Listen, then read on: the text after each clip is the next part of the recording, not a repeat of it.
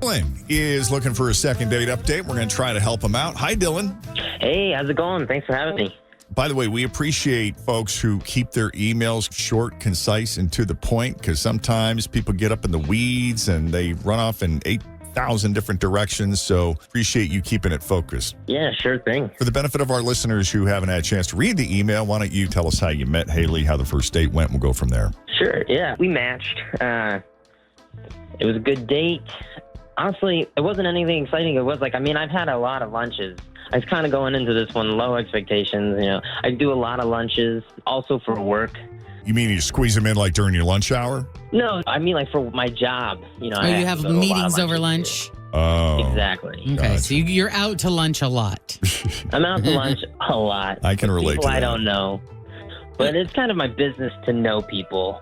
And I had this lunch with her, and it was an amazing lunch. I knew this was a good connection. There was good conversation. The food was good, which always helps. We had a lot of talks about. Yeah. So then I was kind of confused when she didn't really respond after that. And I don't know, we have a lot of common. She's really cute. She's beautiful. So that's something. Yep. Yeah, it just sounds like on paper. That's why it was easy to keep short in the email. It's just on paper, it sounds perfect. So I don't know what's going wrong. Right.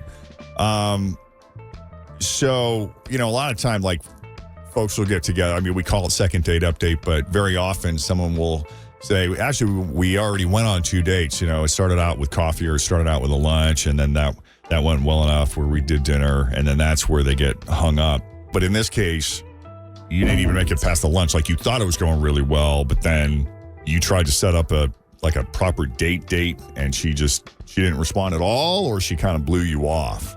So our lunch was about an hour and a half, and everything went smoothly.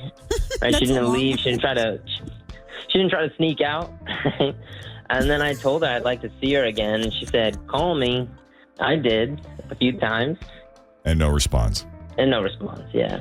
Which is weird because I was complimenting her a lot. I know maybe that can go different ways, but she seemed really flattered. No, that's why she hung out that hour and a half, because she loved hearing it, probably. I know. Jeff was like, that's a long lunch. Do you think an hour and a half is a long time? When I think of lunch, I think of, let's meet at Panera, have a sandwich. Yeah, a quick get to know you, and you're kind of in and out within an hour at the most would be my thought. Yeah, it's supposed to be low stakes, right? So then I feel like the extra half hour is, you want to be here. Absolutely. That's how I would take it. If she wasn't somewhat into you, or she was uncomfortable, or she thought, because I think first impressions come quick. If you're like, this guy's out, you're not going to hang out that long. You're just going to be like, oh my God, I got to get back to work. You've got some excuse at the ready. Mm-hmm. I like that he said that, though. She didn't try to run out. Yeah. All right, why don't we take a break? When we come back, we'll call Haley, and we'll see what she thought of Dylan for real and her lunch with him. And did she mean it when she said, call me? As second date update continues next with Jenn. They matched. Hey, that's the first hurdle. Second hurdle is setting up the date. Or are we going to talk for a year and a half before someone finally commits to coffee or something? No, they had a lunch, and it lasted for an hour and a half. So I suppose if first impressions weren't good and she wanted out of there quick, she wouldn't have hung out for 90 minutes. So true. I'm not going to stay there 90 minutes if I'm miserable. Oh, God. We know. You got a list of excuses at the ready. No kid. My God. I could come up with 15 different reasons why I needed to go. Right. And all of them legit. Yeah, so Dylan thought that there was a connection there, and he was showering her with compliments. I suspect she's probably eating that up, which is part of the reason why maybe she hung out for 90 minutes. I don't know, but when it came time to tentatively set something up, hey, any interest in getting together again? Call me, was her reply. So he did, and there's been no response, and here we are. Yep. I'd leave anything out important? I don't think so. Okay. Let's call Haley.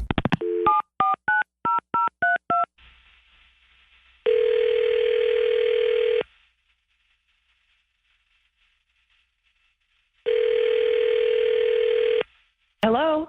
Hi, is this Haley? Who's calling? It's Jeff, Jen, Fritch, and Tim at Q102. How are you? And Will the engineer is here today. He's fixing stuff. Yeah, The radio. This is Jeff and Jen. Yeah. What? Hi, how are you? Wow, I'm great. How are you? I don't know. All of a sudden, I feel like I got bad breath. You don't sound that excited. Will just walked down to the room. You're just offending people left and right, guess. Jeff. Get it together, buddy. Do you ever have a chance to check out our show? Yes, I do. Okay, well, guess who we talked to this morning? God. What? I'm going to assume it was Dylan. Yes. And this is on you because you said, call me. What did you think he was going to do? God. Well, this is a little annoying. I'm glad I'm talking to you guys and not him, but let's do this. Well, my first question is, you hung out 90 minutes, so do you just not know how to exit, or were you genuinely having a decent enough time to hang in there that long? I guess, honestly, I think I'm too nice. I'm too nice. Oh. Oh, no. Yeah. You're one of those. Yeah. Listen, this is the thing. I'm a petite woman, okay? I'm like just under 5 feet tall. And let me guess, Dylan is 6'5". Oh, boy. He's definitely taller than me, and he just thought it was so cute that I was only 5 feet tall, and he could not stop talking about how cute it was. Like, you're so tiny, and oh my God, you're so adorable, and can I pick you up? And like, Oh my you're God. like a little dog. Yeah. Yeah, it got like, This has been a thing. I've thought this about has this. come up on Second Date Update before. has. Uh-huh. If this sounds familiar, you're not the first person to say that that happened to Do you. men have a thing? I mean, are Some men guys just, do. they just get like, just go crazy over small women. women. Yeah. And are you like really cute, Oh, like yeah. Ariana Grande cute? Because she's tiny. Isn't she a tiny Yeah. little thing? Totally. I She's mean, like 4'4". yeah, I don't know. I'll look it up. it's funny that you say Ariana Grande because I've actually like this has happened to me before, but his was just a little more extreme. Like She's it was 5'1". every other sentence he would not stop. Yeah. Wow. Oh, and do you have tiny little fingers and a tiny little nose? size shoe do you and- even wear? Yeah, tiny little ears. Listen, Can I you have a even find niece. clothes that fit you? Like what? Who says that stuff? My niece is 4'10". She is. I mean, I literally have thought about putting her on my hip just to see if I could, like a baby. But I love it. I mean, but is that horrible? Do you hate that, or are Yeah. you used to that, or? I love my body. I love myself. I just wish that I wasn't a freak to some people. Like I'm not tiny. I'm just shorter than average. Like it's not that big of a deal. Well, I imagine you don't want the focus of your size to be the reason why someone is like, you don't want that to be the only reason someone's attracted to you or obsessed with. Yes, I'm not a novelty. I'm a person. Yeah. And You're you a felt person first, damn it. that's so I funny. know you're a person. I didn't think it was that bad. Oh, by the way, Dylan's on the Oh my phone. God. Yeah. Okay. Well, it was. Like Dylan, maybe, you kind of laid up in it a little too much, made it a big thing. Is that a thing for you? Like, are you into petite women? Because I don't want to speak for you, Haley, but it was coming across like it's an obsession of yours. I have to disagree. Hey, I feel like you're exaggerating a bit. I was giving you compliments. I was calling you beautiful and attractive. I wasn't obsessed with how petite you are. I mean, that stuff is true that you are tiny, but I wasn't being obnoxious. Oh. You asked if you could pick me up and put me on your shoulders. Like you asked if I still wear children's clothes. You asked Whoa. it wouldn't stop. And I felt like you weren't even really seeing me. You were just sort of like really excited that I was tiny and cute. Like Yeah. it was weird. It was weird. Like that's a thing for you. Like you're into that. Yes. I didn't want to be a kink for you, man. I'm not here to be a kink. Oh, yeah. Hey, not a kink. I just found you beautiful, and you said to call, so that's wanted to say hi. Well, I believe cute was the word you used over and over and over again. I didn't hear the word beautiful as often as I heard the word, you're so cute. Oh my gosh, you're so cute. Look how Cute. little you are. How do you feel about cute too? Like some women can't stand to be. It's Bull Durham. Cute. Puppies are cute. Babies are cute. I don't want to be cute. I want to be sexy, and I don't remember what else That's she right. said. I mean, I want my outfits to be cute, but yes, I want to feel beautiful around somebody. Like if I am wearing a cute, shirt or like I have a cute handbag or something, but I am a person. I'm not a cute little toy. Yeah. I don't mind being cute. See, but here's the thing. He thought he was saying something nice, and you didn't like it. Yeah. So this is a miscommunication. So you've already written him off, or you're going to give him a second go? Because he thought he was doing the nice thing. Honestly, I don't feel comfortable. I feel like it already became a thing, and I'd rather move on to someone who's not going to make it such a thing. So you're a nice guy, but try not to focus so much on that stuff. The person's physical pay attention appearance. to the person. Yeah. Pay attention to the person in front of you. Yeah. All right. I mean, I didn't think it was that obnoxious, but I guess you're the one that makes that call. All right. Well, Haley, thank you for taking the call. No problem, you guys. And you know what? I appreciate clearing the air, and thanks for having me on the radio. Yeah, it's good got it. talking to you. And Dylan, best of luck to you. Yep. Thanks for trying. All right. So if we can do a second date update for you. Yeah, all you got to do is send us an email, Jeff and Jenn at WKRQ.com. There's another relationship thing that people are kind of buzzing about. Yeah. Since we're talking about size, this has more to do with one's waistline. This was something that came up during E! News earlier this morning, a couple hours ago. The actress who plays Penelope Featherington on Bridgerton, her real name is Nicola Coughlan. Mm-hmm. She is a larger woman, shall we say, especially more than she's larger than her thinner co-star, Colin Bridgerton. Yeah, Colin's like Mr. Beefy, Mr. Hunky. He's also tall, and I feel like she's on the way shorter side. Yeah. Yeah. I mean, she's petite too, I suppose. Yeah, I would say, I don't know. In that I'll look respect. up and see how tall she is. I bet she's like 5'4" compared tops. to, yeah, compared to everybody else on that show, minus the kids, she's shorter.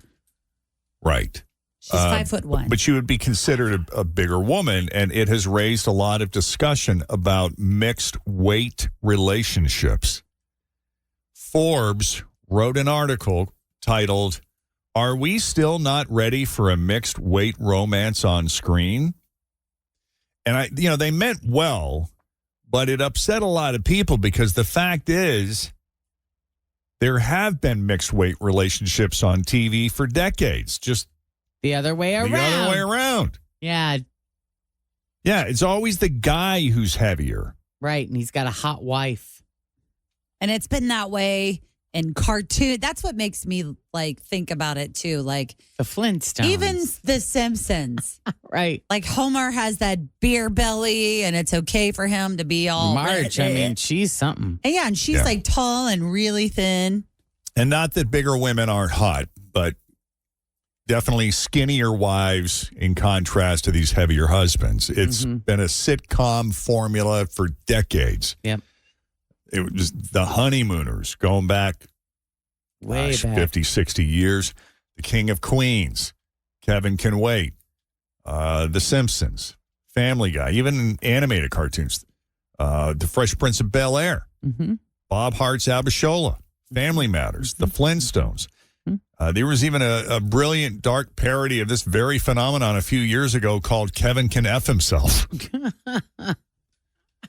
So anyway, the point is people are just wondering why this Bridgerton relationship is such a new and novel thing just because the genders are switched. Yeah. Well, you don't see it. It's one of the reasons why it was such a big deal. It's why everybody was rooting for Penelope because they liked her and wanted her to score the hot guy. Because he had said that was and that was part of it too, she was mad at him in the show. I don't know if this is going to spoil this. I don't think this is a big, huge spoiler, but she had overheard him talking with his friends. Yeah. And one of them was teasing him about courting Penelope Featherington. And this was, long before the romance started. And he kind of scoffed and he was like, I would never court Penelope Featherington. And she took that to be because of her. Because she wasn't pretty enough and thin enough or whatever enough for him. Oh, that's how I just took it. Yeah. Yep. So what was the reason? Can you say? What was the reason he would never court her? It's never been revealed. But he came to his senses. Well, I think it's Fell in just love with because he wanted to say that because his friends were kind of Making fun of harassing him at the time. And he was like, gotcha. oh, I would never do that. Yeah. Just to be like, and she overheard. Yeah, and it That's really what- He was like, no. Right. Yeah. Yeah, one person tweeted, every day there's a brand new way introduced to women that makes them feel bad about their perfectly fine bodies and their perfectly acceptable desires. Another said, remember, it's only a mixed weight relationship when the woman is fat, because fat men still get to be lovable. That's right. They don't call that a mixed weight relationship.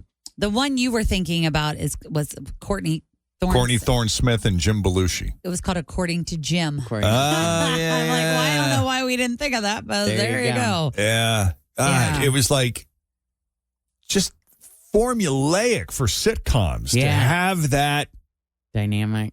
casting Comparing. dynamic. Yeah. Yeah, because chubby guys, they're cute and charming and Well, they're funny. harmless and funny and just kind of a little bit dumb because they're always doing something, All right. that the pretty wife has to swoop in and fix. I know she's capable, Yeah. He definitely married up. smart, probably more resourceful. Yeah. But she just couldn't resist his lovability. I know. He needed a strong, capable, Mm-hmm. thin, Pretty. said the casting director. Yeah, it's funny. Right. Well, We'll see if we move past that, but go ahead. What were you going to say? Well, it seems like if there ever was a woman that was like a larger size, she dated a guy that was about her same size. What was that, Mike and Molly with Oh, yeah. Melissa McCarthy? Right. Oh, yeah. Yeah, her husband was a big guy. larger guy. And then in This Is Us, right? Yeah. Oh, yeah. Toby That and couple, Kate. Roseanne, Roseanne. back in the day. Yeah. Yeah. Well, what's interesting, though, is ask any of the female local television news anchors the kind of feedback they get about, their looks, their appearance, what they're wearing. And they do all kinds of, this is the point we were making this morning, is they do all this focus testing and audience research to see what viewers really want. Mm-hmm. And for as much as we like to say we want to see more size diversity on television and we want more normal looking, Average, relatable, everyday everyday folks on TV, when it comes down to it, we say one thing, but we go for another. And I mean, I've heard Cherie tell me that some of the most critical viewers are from women. Oh, yeah. Yeah, and you know what? The women that are doing the criticizing, if the mirror were to be placed in front of them, they're not exactly in a position to be criticizing other people. You know what I mean? It's like you're gonna go after Cherie for her wardrobe. What did you wear today? Right. Kind of thing. Yeah. Which I find really interesting too. It is interesting. So I imagine like TV news producers and news directors are kind of caught between a rock and a hard place. I wonder when they're doing those, when they're asking the questions, are they open-ended questions and the people bring up the appearance-related stuff, or are the questions appearance-related to begin with? You know what I mean? Mm-hmm. Are they asking, Like, how do do you like how do her you feel shirts, about or- her wardrobe? Yeah. Or is it, what's something you'd like to see them do differently? And then their answer is, I'd be willing to bet the way they formulate the question is like, what do you like most about this particular female weather person or news person? What about her do you think makes her more credible, and maybe list the things, or what qualities do you look for? Mm-hmm. Would be my guess. Mm-hmm. And when this stuff comes back, it's mind-blowing to see how much of it is focused on their professional appearance. And sometimes I'll bet they do blind studies too. Like, who do you think out of these two is more credible? yeah. Well, what about And you put a side by side of maybe, a larger anchor or weather person next to a skinnier one, and Yeah. see what the results are. And it's interesting. Don't Yeah. they ask them, though, questions? I feel like I've seen this before where they ask questions like, do you trust anchors with short hair? Do you trust anchors with Yep. like glasses? Yep. What makes this person more trustworthy? Yes. And that's often where they will, like, sometimes when they have, what is that, like consultants will be like, well, maybe you should cut your hair, or maybe you should wear blue. Blue is a testing color. Yep. Blue tests high. They do that for the political All the reasons time. too. Oh, yeah, totally. Yeah, don't wear red, wear purple. Or wear the background blue on or the set whatever. is blue, so we're going to Yeah. put her in red. Mm-hmm. Or whatever. Yeah. Red's a power color.